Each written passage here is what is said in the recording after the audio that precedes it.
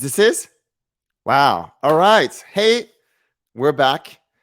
I'm going to try to take a bit more relaxed approach. Okay. So I want to ask my panelists before I introduce them to lay back on their chair and be chill. So you guys be comfortable because this is going to be, yeah. I love it. I'm not hearing anyone. Does anyone, am I the only one speaking here? Everybody's on mute. We're here with you. All right, we're here. All right, stay back on your chair, please. Be comfortable. This is Saturday morning for me. I have two choices every Saturday.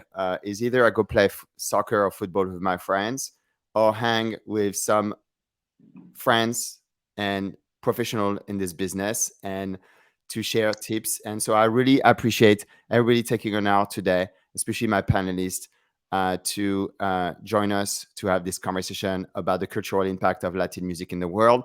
And this is supposed to be a super relaxed, insightful, and fun conversation. There's been a lot of discussion about Latin music for the last couple of years. My other gig by day is I work at Twitter, and it's very lively to see the conversation around Latin artists bubbling up on the platform. Yesterday we had Kea doing a masterclass. He's an Argentine trap artist, and it's interesting to see how he's interacting on Twitter. Very straightforward, very simple, and the fans are there and they love it. So I want us to have really lively conversation, not confrontational, just an idea of inspire. I want us to kind of get a state of where we are, but also inspire our audience of what's next. So now that everybody is comfortably seated, I want to introduce my panelists. And Asu, do we go just by Asu? Yes. Asu. All right. So I want to welcome Asu Alvera. She is the head of industry relations and artist marketing, Latin and Pandora. Welcome. How are you doing this morning? I'm great. Thank you. Thank you for asking. I was doing kind of my favorite thing too yesterday night. We was hanging with friends and now brothers from the industry. So yeah, I'm ready to go. Yeah, very good. Very good. Next, I want to welcome Guillo Lefeld. You may have seen his panel about songwriting yesterday. It was absolutely a master at it. But Gillo, if you don't know, is a music producer, recording engineer, songwriter, and musician out of Miami. Gillo, how are you? I'm doing great. Loïc, everybody, welcome. Looking forward to this conversation. Yeah, and you are live from your studio, huh? Is that correct? I'm live from the live room of my studio. Yes. Yeah. Here, we're in North Miami Beach. Yes. Very good. And next, I want to welcome Juan Ignacio Sucre. He's guitarist, composer, producer for the renowned pop rock band Los Mesoneros, which I've been listening since we got in touch. How are you doing? Pretty great. I'm very grateful to be here and looking forward to speak with you guys. Likewise. And where are you joining us from? I'm joining from Mexico City. I've been living here for the last 5 years, but I'm actually from Venezuela. Wonderful. All right. And last but not least, James Joubran. He's music producer, recording and mixing engineer, songwriter, and and musician, and a friend as well. A friend of Music Expo. As you can see, he wears the official swag. James, how are you, man? Are you on mute? This is the typical. Should not be like a. How are you doing? Fine, Loïc. Thanks for the invitation. Thanks, Music Expo. I'm looking forward for this panel and the rest of the expo. It's always a pleasure, and I feel that we're gonna have very a fun time here. All right. Well, thank you all for joining us. And again, don't remember to sit back, on your chair. And I'm going to try to put myself, lay like this. Okay. So maybe, Carmen, I want to give a shout out to actually Carmen, who's producing the event. The live stream. Zale producing the event. Carlos, who's been helping rattling all the talent, and Gabriela, who's been my right arm in making introduction in Spanish. Thank you, everyone, and everybody else, Anna and Carla, working on other aspects of the event. I was calling out Carmen because actually, Carmen, maybe let's get everybody on the same screen since it's a picture. It's a question for everybody. So while we're having this conversation, I'd love folks to also contribute. Whoever is watching us right now, if you can contribute through the chat and the Q&A. The question I'm going to ask the panelists, it's actually working as well for you. But the first question I have for everybody is, who are the influential figures in Latin music today and why? And they really can be musicians, influencers, anything you want to mention. What are the names and why we should, why are they so influential to you? Okay. And this is a question for everybody. I guess I'll start. It's a very complex question. I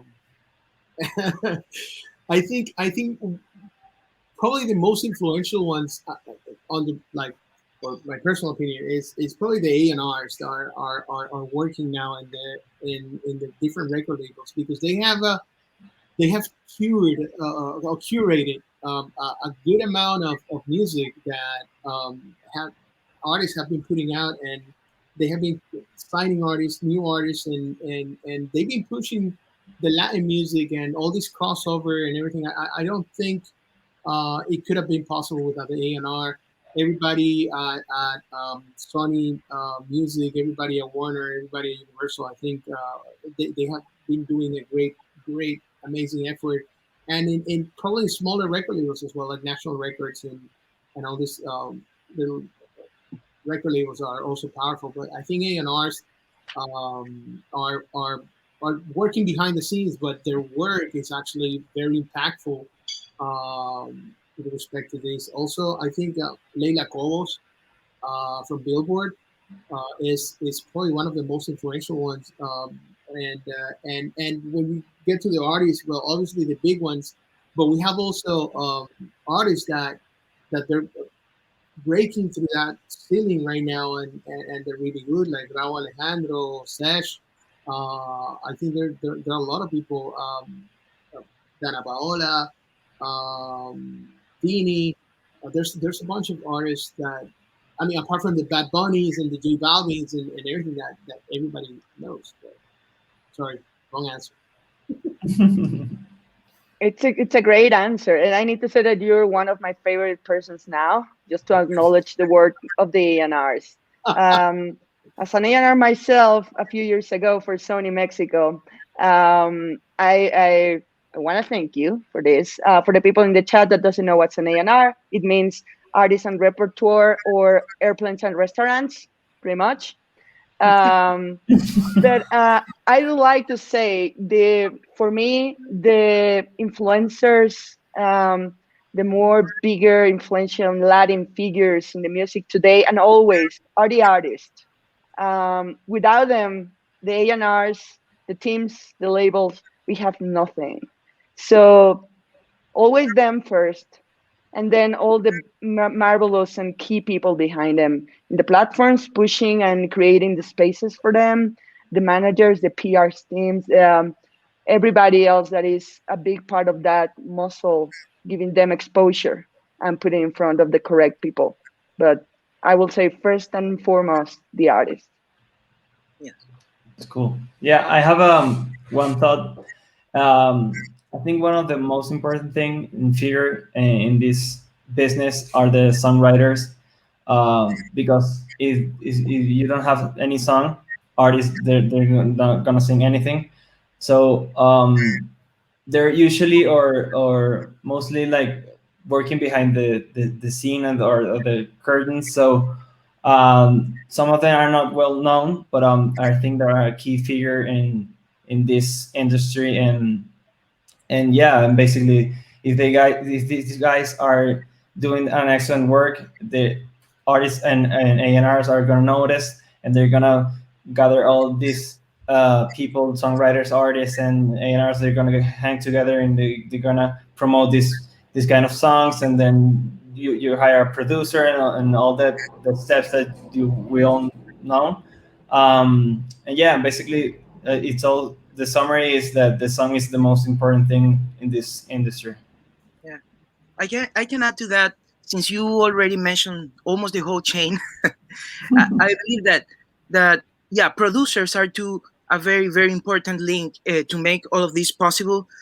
Since we have nowadays we have producers like Tiny, they are reducing the gap and making possible the crossover from Latin music rhythms to more global type of pop. Basically, yesterday they released a song with Maroon 5, and Tiny was part of the production. So I believe there's a very important value into the way production it's making this uh, possible and making it like a natural merge. It feels very organic, and it's happening. I believe they are a very important piece in this chain. Can I add something? Building on what James and everybody, Asu and Juanchi said. Um, I also think that we need to take into consideration those artists that are building industry as well, like Farruko and Indusrty with Nicki and all these artists that are also bringing other artists behind them, and they're pushing other artists under like their umbrella and kind of their mentorship, and that's a very nice thing to see when you have this big name artists also like contributing to the success of upcoming artists and pushing them out there.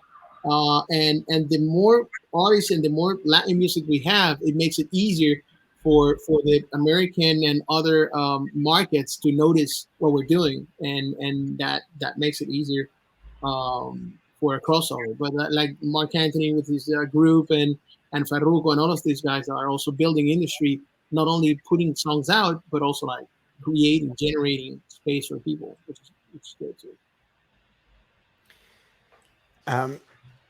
So, to James' point, you literally all went through the entire chain, okay? The value chain from the artist to the NR to the platforms to the publicist and people reviewing, we even Juan mentioned the songwriters and really start with the song.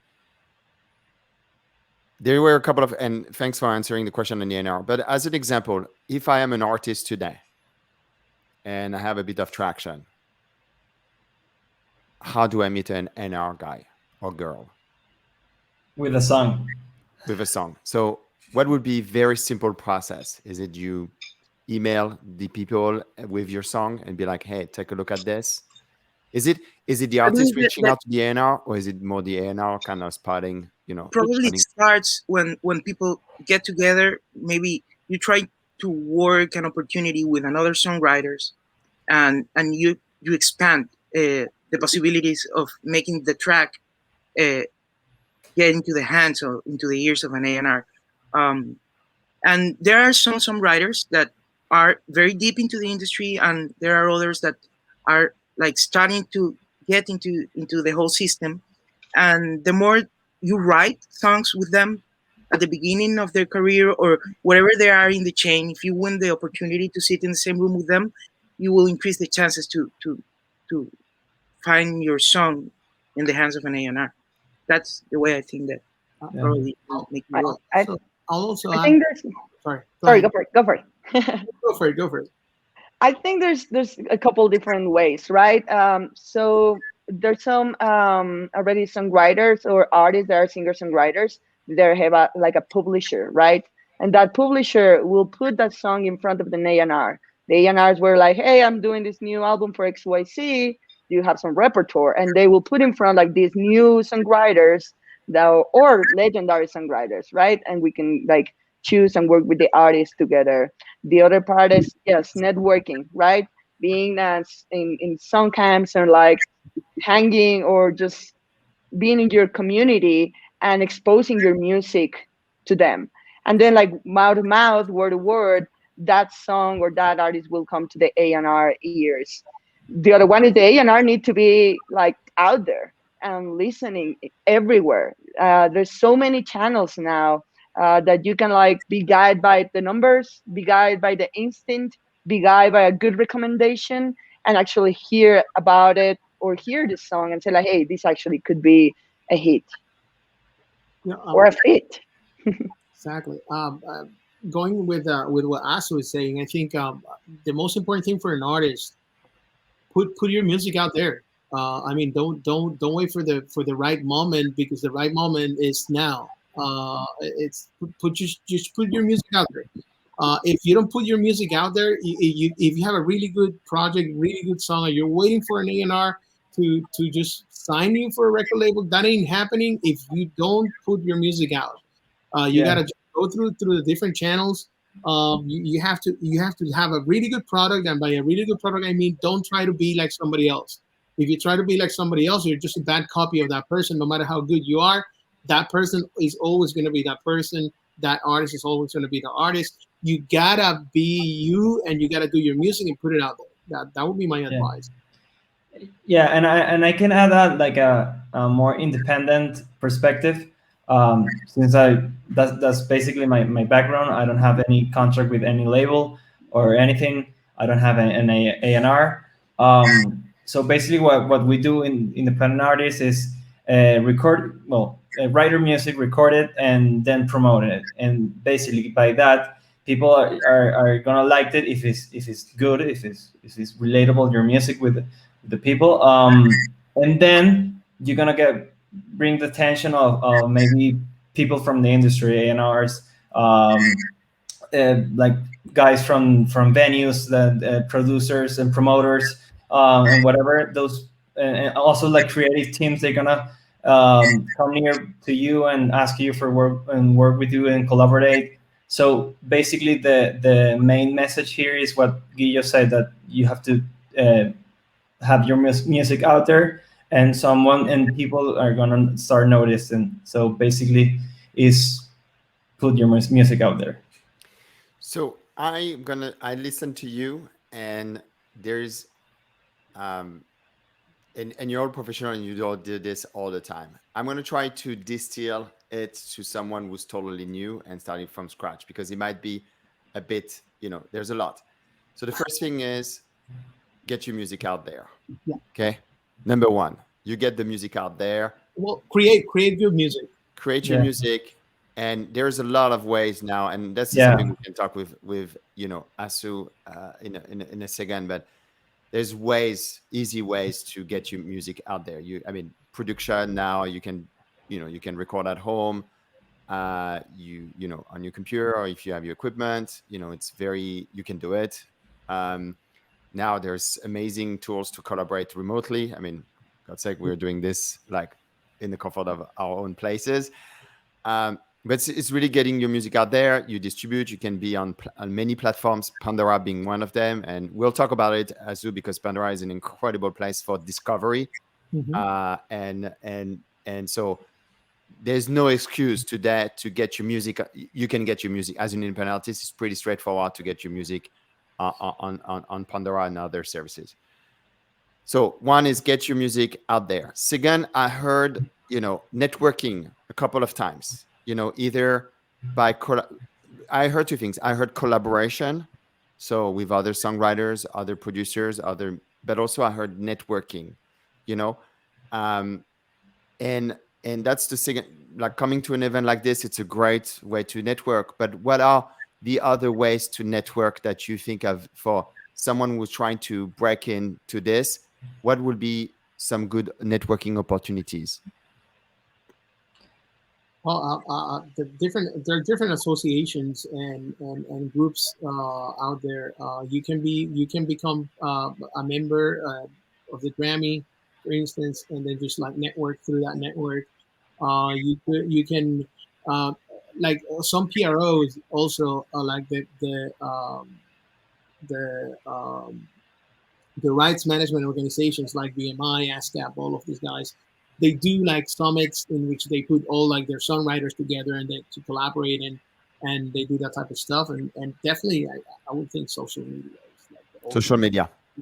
And there are a lot of local groups like I'm very familiar with Balanced Breakfast. It's now like every first day in many cities. I think they have 20 or 25 cities across the United States. As an example, they just have the local music scene getting together. There's a lot of there's the Composer Breakfast Club in Malibu. I mean, there's also look for your local networking places, and and which is great is the last year all those events we were local, they actually open up online, so you can pretty much attend from anywhere around the world. And we have Clubhouse now also online, which is Yeah. an amazing tool for networking and just getting collaborators and people. That's great. Do you have one or two Clubhouse that you would recommend? Yeah, well, I'm gonna have to look into my phone, but yes. So while you do this, I'll drop Industry Meet. It's I think one of them by Industry Meet and Clubhouse. If you're in Clubhouse, this is a great place to meet people. But networking was really the second piece. Yeah, I mean, this is really two things: getting the music out there, networking, and try to get attention. And also there's a lot of different ways to network these days. I've seen that a lot of people are collaborating through social networks, basically like writing and doing this network thing through Instagram or TikTok. It's a new tool that every starting artist is using it, and is really helpful for them. I don't use it because I don't understand it really well, but I'm starting to use it, and it's actually very, very helpful.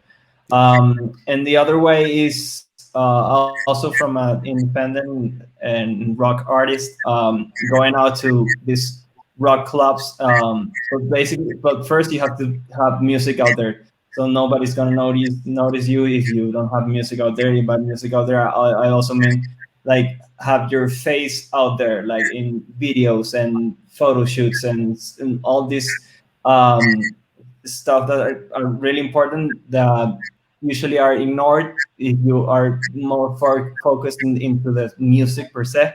But they're actually really, really important to have like your face out there. I feel like that at some point it all depends in which part of the chain you are to, because if you are an artist, definitely you should be releasing.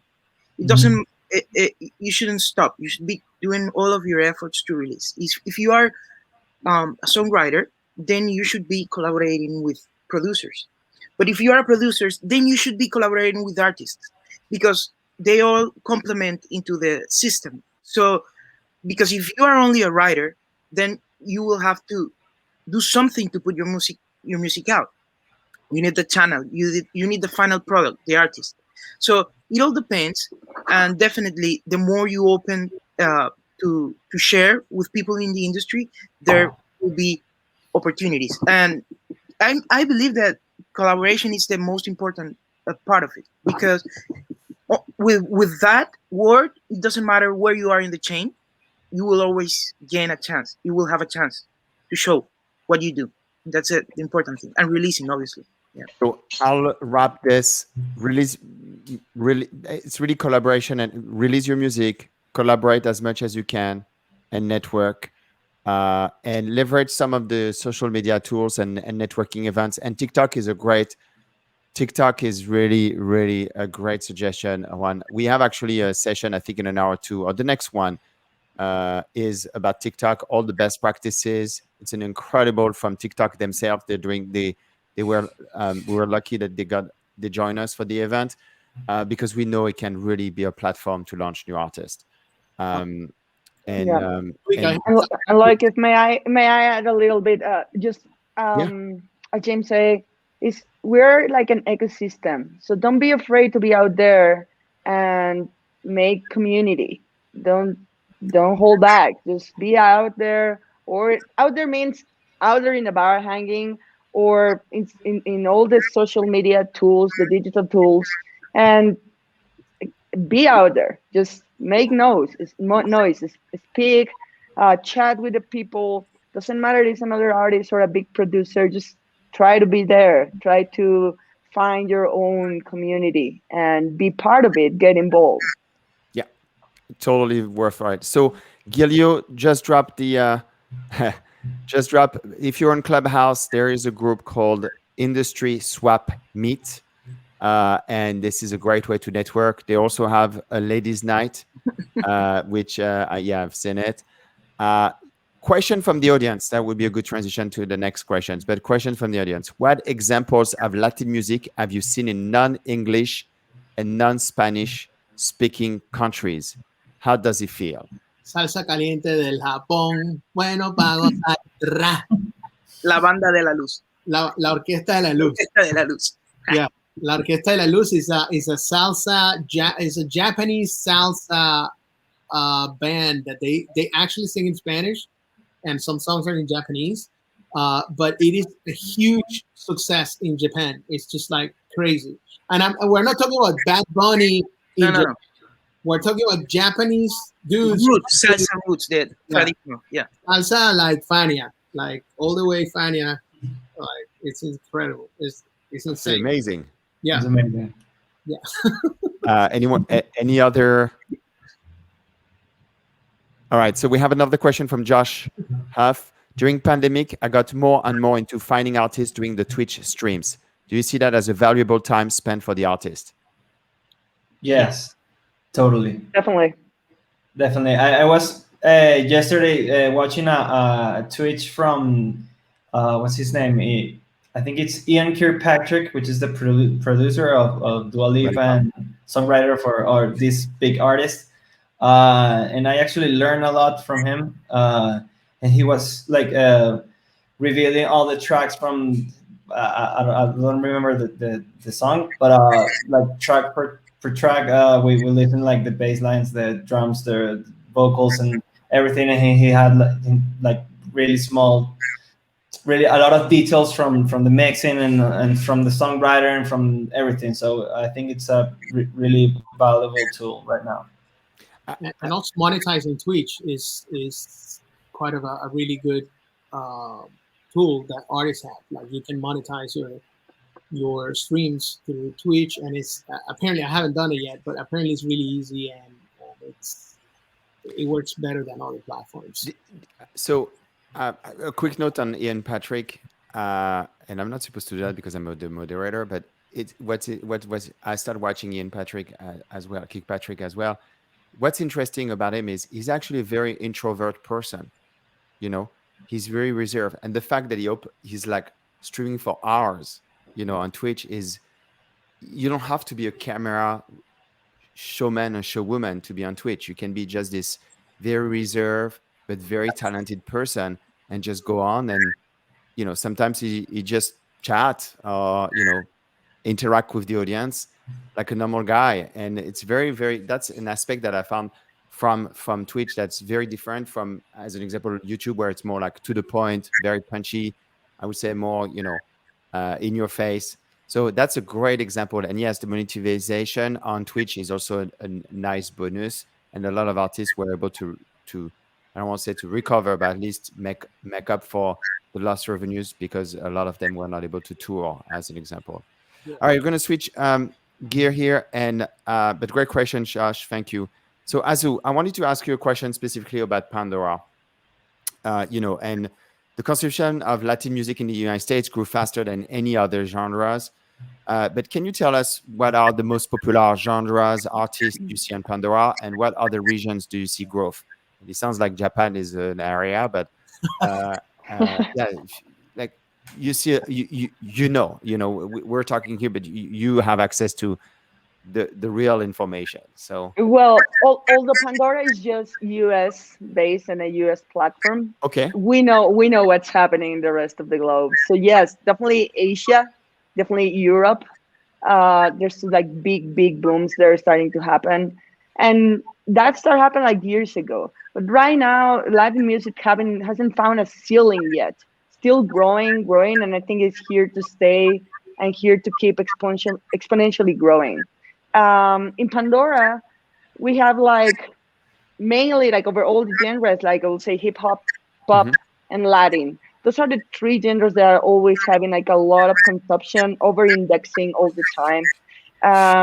Some subgenres of Latin that we can hear and see how they like keep growing is urban music. Like for example, we have artists that are already consolidated, right, in the last years, like the Bad Bunnies of the world, the J Balvins of the world, but also a couple artists or a handful of artists that have been really present there and making a statement, as such Rao, Kazu, Kea that you were mentioning earlier. Then another subgenre that is always constantly established and growing and also like mutating in a very like fun way is regional Mexican. Have a big consumption in the US. We have artists like Karim Leon, like Hera MX was like huge a couple weeks ago. Los Dos Carnales, Danny Felix, Junior H. All those guys are like switching gears in the regional Mexican space. Like one Nathanael Cano that's putting out corridos tumbados and just like being a genre bending taste maker in that scene, which is very exciting for us to see. Another genre that always perform well in a historic way to say is tropical music, right? We have these big OGs as always are gonna be spinning and spinning and spinning, which Carlos Vives, Juan Luis Guerra, Victor Manuel, and of course new generations as well. Like I think it was 1 or 2 years ago, Vicente Garcia came up with this amazing album named Candela, and it was like revisit the Dominican merengue and the Dominican bachata, but with this influential of like electronic music with some Afro Latin roots that remind me some Areito in the years of Juan Luis Guerra. So I will say those three subgenres are the ones that I've seen growing fast and also being reinvented by new artists, which is again really exciting to hear. Yeah, what's funny is that one of the things that I was like impressed is like you usually see collaborations on the like the urban market and all that, but now you said about the banda and all this stuff from Mexico, and Yeah. I remember there was an amazing collaboration between Snoop Dogg and La Banda de MS. MS. Like, That yes. was amazing. It was Amazing, yeah. You can see where Latin is going, which is Yeah. everywhere. It's impressive, yeah. And it's Yeah. not only in the urban market. It's also like you have this guy just doing a collaboration with Snoop Dogg. I was like, I really love it. It's mind blowing. Yes, I agree. Yeah, it's amazing. And I've seen like this alternative music influential in the mainstream songs out there. And there are examples like Kali Uchis Telepatia, which is it's a song written by a lot of friends like Servando and Manuel Lara, which is a really close friend of mine. And actually the background of the song, it comes from our like an alternative kind of music. It's not that you don't have like a dembow, which is the main rhythm of the reggaeton or urban music right now. And there's another example like this most recent single from Raul Alejandro, I forgot his name, which is also is not a dembow. It has like this alternative vibe, and I think the this kind of rock and alternative music influential is going to enter the mainstream area, which is really cool for me because I love this kind of music. And Juan, to your point, it's like also as DSPs, as radio DSPs, we have the responsibility to not only give space to what it's quote unquote easy to promote, which is like these three massive genres. Like we have the responsibility also create spaces like in Pandora we have LD Tour, which is our Latin alt space, right? Like some more R&B with Cae la Noche, some more like pop space for the singer-songwriters of the world and the Sin Banderas and Camilas of the world, like La Vida in Pop. So it's if we just have three small windows, we're forcing the artist to sound like the sound of those windows. Yeah. So we need to also remain faithful to the principle of the artists have their own sound, and in order to succeed, we need to respect that sound and continue that movement, giving all those channels of exposure. Because yes, collaborations and mixing the genres is going to happen and it's amazing, but we shouldn't push them in order to succeed to do that. You know what I'm saying? I agree, and I think there's a problem with the genres. And by genres, I mean like the names, because you're putting artists in these packages or plans or something, and they I think that's somehow a mistake, because if you have like a rock song, it doesn't have to be like a indie song that a song that nobody wants to hear, but you can relate that to pop songs and mainstream songs, because at the end, the big hits, the big rock songs of the history are pop songs covered with distortions and guys screaming and I don't know, big drums. But at the end, there are pop songs, and genres are like putting these songs into like, let's say, like a not big genre right now, a mainstream genre, and you're putting like let's just focus on urban or reggaeton or something. I think that's a mistake. At the end, Yeah. great, no matter what genre is. Genre should be just to like section the categories of the words and create our station and playlist. After that is all music. Like if you hear my playlist, it's an Asu playlist. Like you have some Dominican dembow, but also you will have some Afro pop sounding there and some like regional Mexican, and that's all of that is just my music. So I think it's very important just to say that. Estás muteado, James. Yeah, you need to share your playlist. No, I just wanted to say that last year we had an amazing panel too about what we thought it was going to be the future of Latin music, and if you were hitting a peak or is it going to evolve. And definitely we had a lot of light that there's a point where the mixes of the genres, it's going to happen to enrich what is happening with reggaeton, let's call it that way, that it's what we call urban, and it has evolved to trap, and they were having some R&B mixes, and this is opening it's giving opportunity to artists that have been a long time out of the mainstream, just to come back with refreshed images and trying to hit their audiences again with new collaborations, and it's giving results. And definitely it's fusion.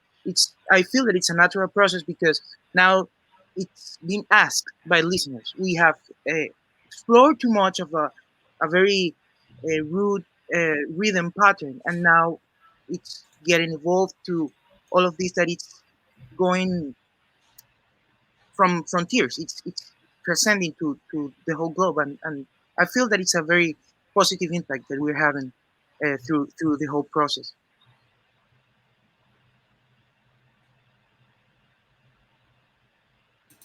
I think you're muted, like. Sorry. We talk about the music, but the title of this panel is the cultural impact, and so I wanted to shift gear a bit because I think the artists right now that are popular, but even those who are not popular, are pushing the boundaries beyond music.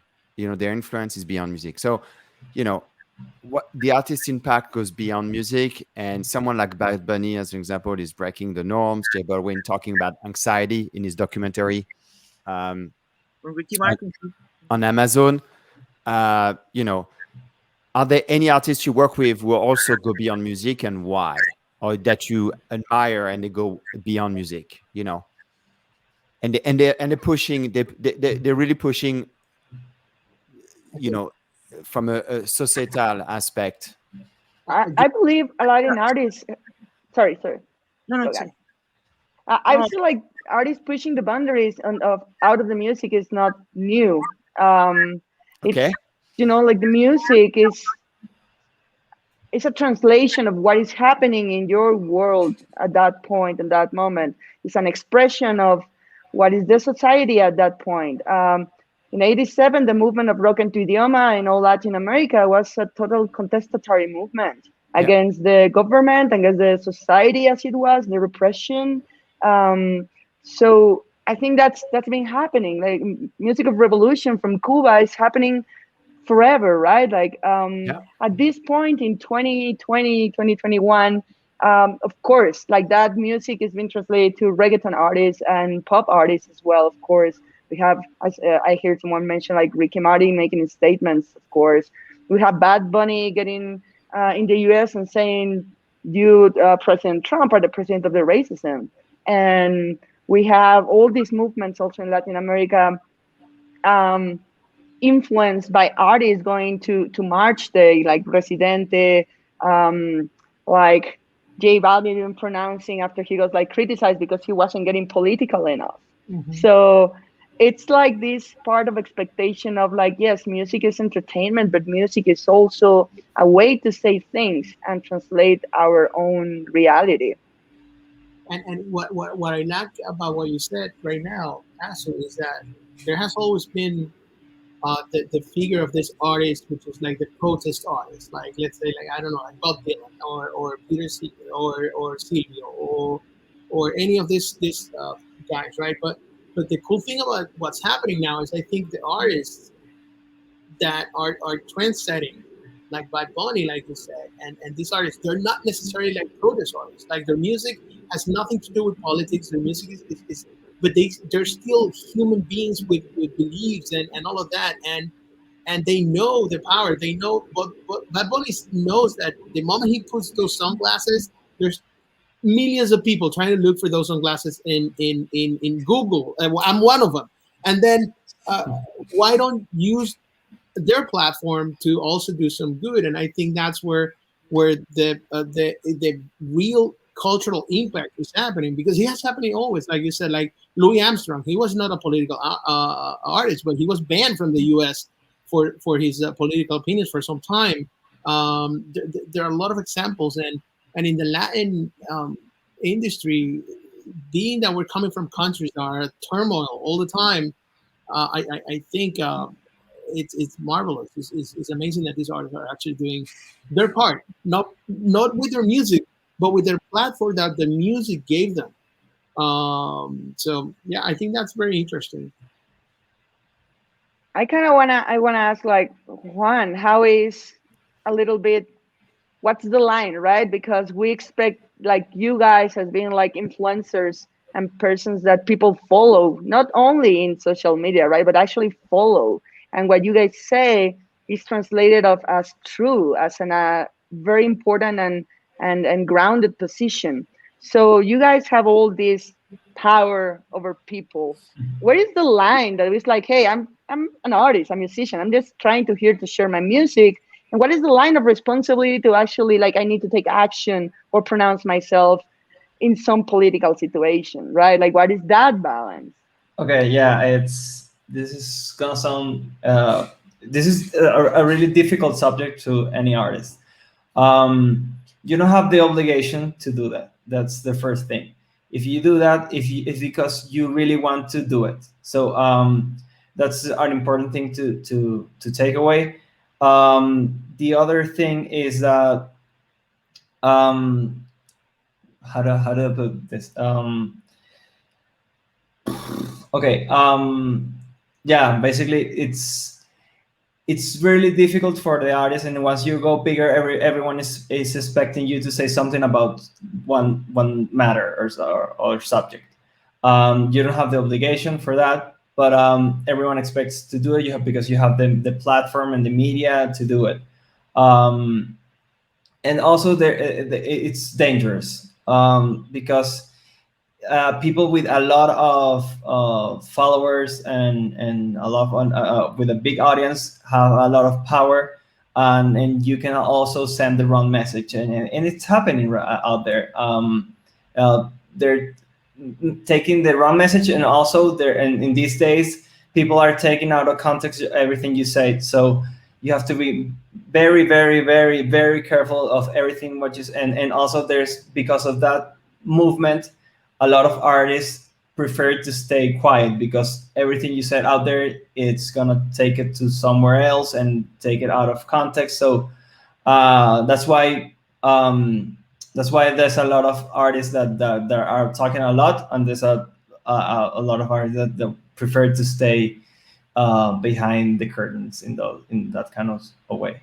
I guess it might affect sales as well. Like if half of your population. Yeah, and also, and I've noticed. I don't know if you guys noticed that a lot of artists take advantage of this movement to sell, and that's why I usually don't find that like very ethical. But it's a weird subject, and it's really difficult to talk about it because like everything I say right now, you can take it out of context and they can ruin my career tomorrow. So yeah, so please don't do that. We will not do that. Okay?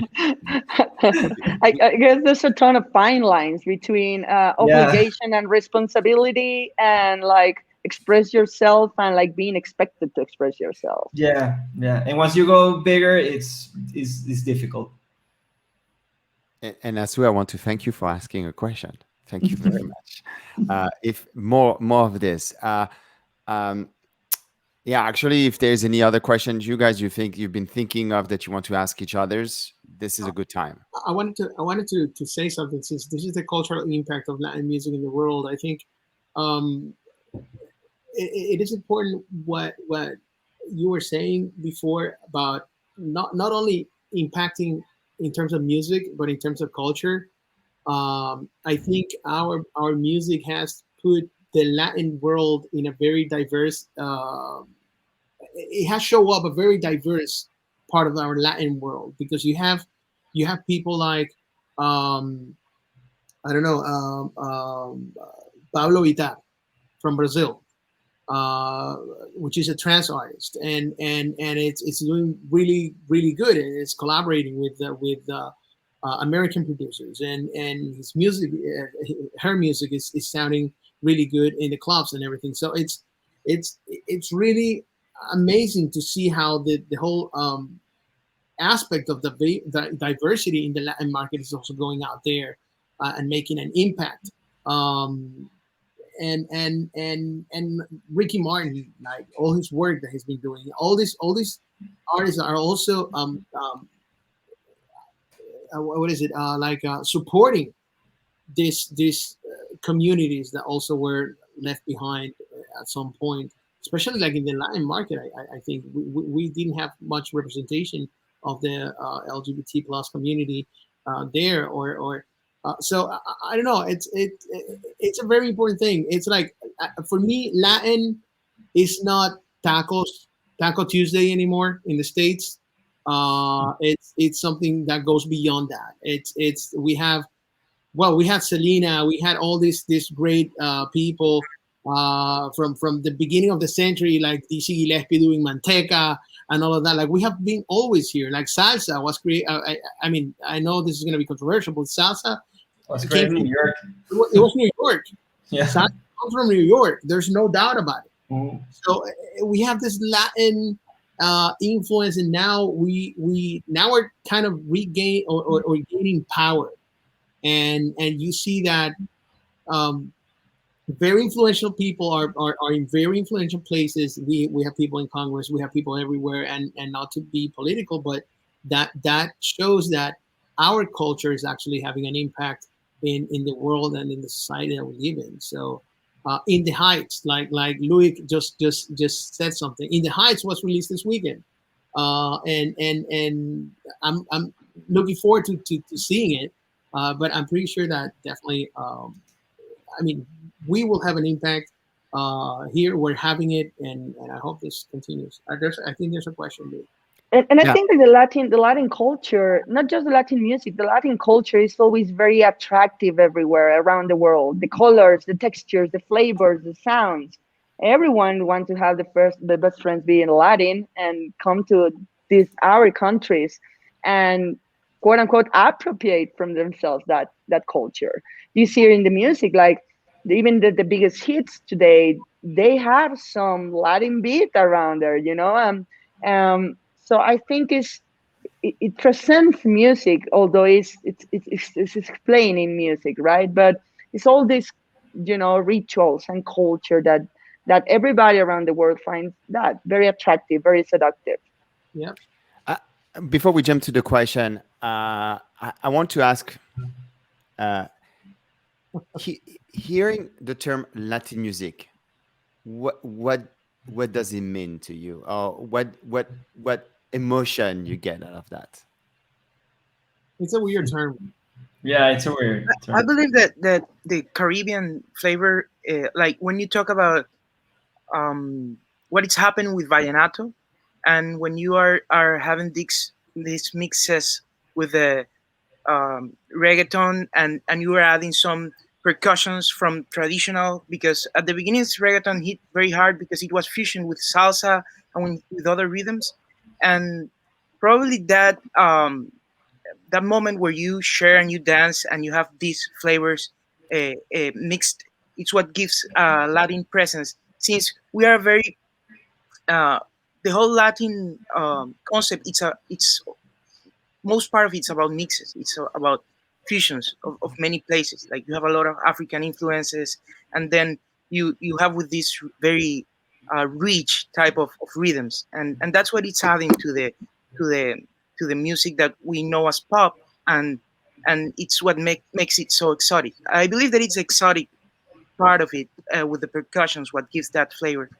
But it's weird. I think it is a very U.S. centric. Uh, it's like a U.S. centric Term.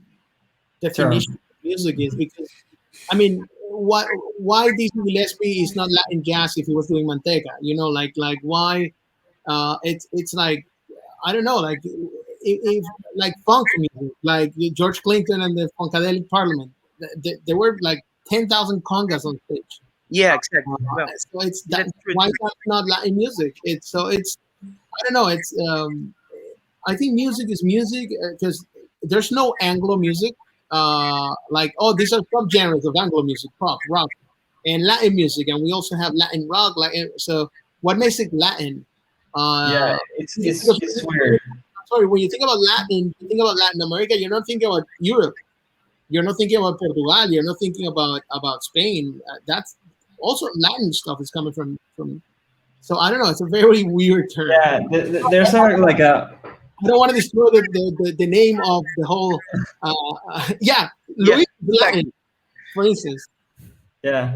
So yeah, There's like a perception that if it's Latin has like percussions and southern rhythms and yeah those that yeah. But I think we need to break with. So sorry, keep going. yeah, All but right, at the end it's we're going where I want to go. We need to break.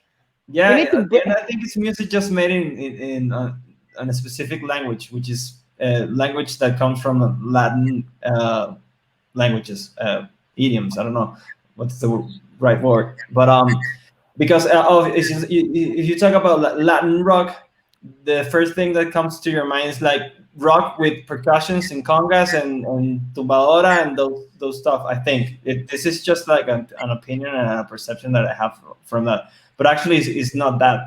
Latin rock is like rock music, just in Spanish or Portuguese or I don't know if Yeah. Italian.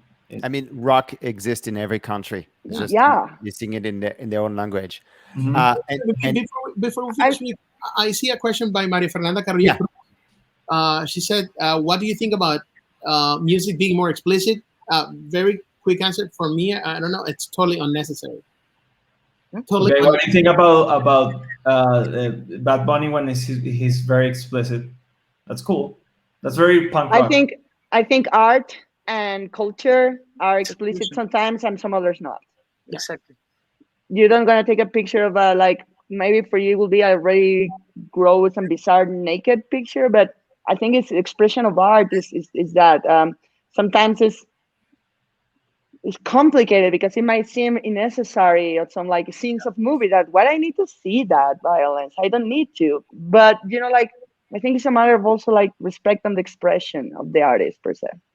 Well, as long as it contributes to the work, I think is good. But just throwing a coño in a song because it just like I didn't find another word to say it. I don't. Yeah. Yeah, but it's weird when you're like at the club and everyone sings coño like a hook. So it's sometimes has like a Pitbull purpose culo. yeah. Right? Everybody knows That was good. That one was necessary.